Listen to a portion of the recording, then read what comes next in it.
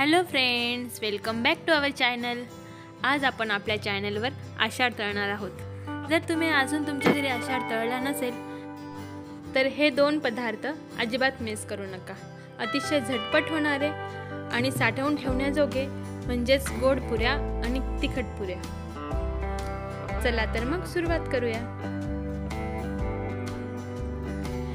मी इथे तिखट पुरी घेण्यासाठी वाटण करून घेते। मी इथे हिरव्या मिरच्या घेतल्या आहेत, लसणाच्या पाकळ्या, जिरे आणि ते आता आपण बारीक दळून घेऊया। आता गूळ विरघळण्यासाठी मी इथे गुळात पाणी टाकून घेतले आहे आणि ते गॅसवर ठेवून देऊयात। तोपर्यंत आपण तिखट पुरींचं कणिक मळून घेऊ। मी इथे गव्हाचं पीठ घेतलं आहे, त्यात आपण जे वाटण वाटलं होतं ते कालवून घेऊ। तुम्हाला हवं असल्यास तुम्ही कोथिंबीर पण यात घालू शकतात।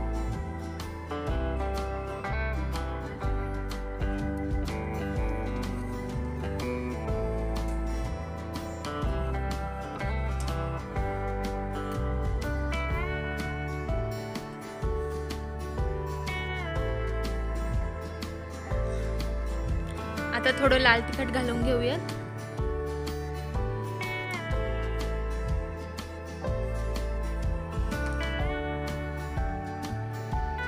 मीठ घालून घेऊयात।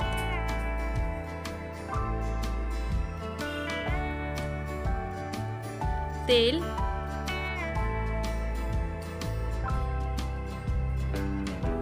ओवा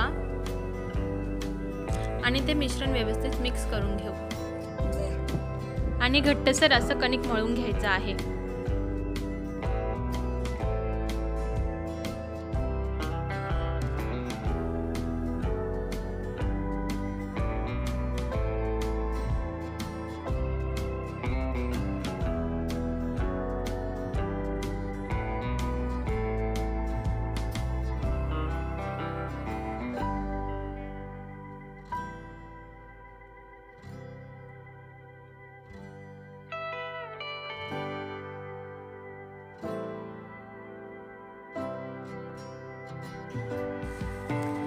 इथे आपलं कणिक मळून झालेलं आहे, ते आपण रेस्टसाठी ठेवून देऊयात। तोपर्यंत आपण गोड पुरींसाठी कणिक मळून घेऊयात। इथे आपला गूळ पण विरघळून गेला आहे। मी इथे गव्हाचं पीठ घेतलं आहे, त्यात तेल टाकते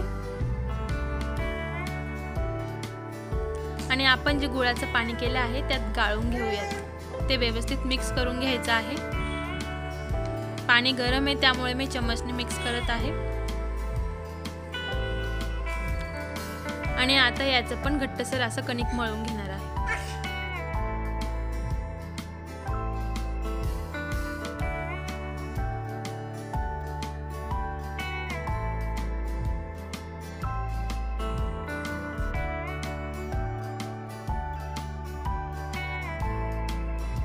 येथे आपले गोड पुरींसाठी पण कणिक मळून झालेलं आहे, ते आपण रेस्टसाठी ठेवून देऊया।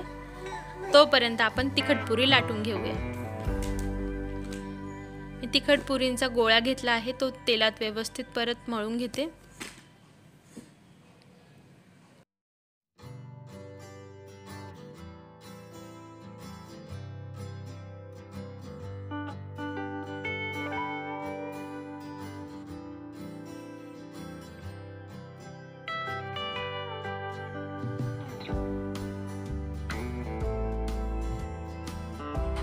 आता गोलसर अशी आपण पोळी लाटून घेऊयात।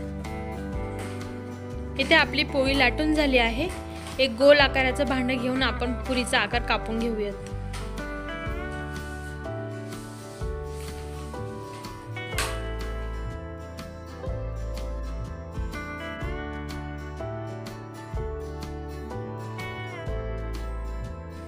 आता गोड पुरी पण त्याचप्रमाणे बनवून घ्यायची आहे।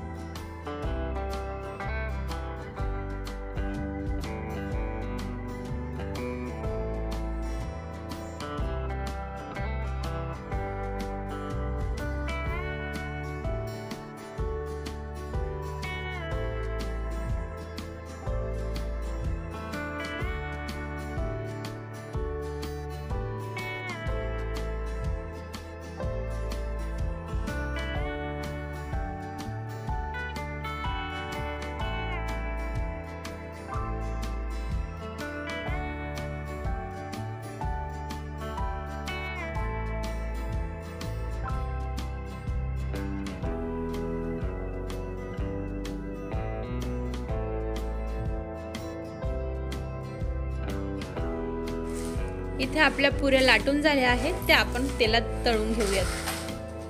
तेल गरम झालं की त्यात पुऱ्या सोडून द्यायच्या आहेत